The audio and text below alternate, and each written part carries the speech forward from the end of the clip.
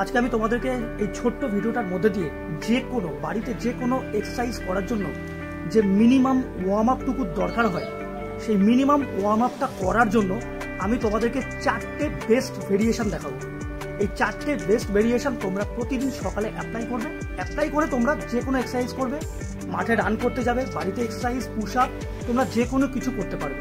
কিন্তু এই 4টে best warm up তোমাদের প্রয়োজন।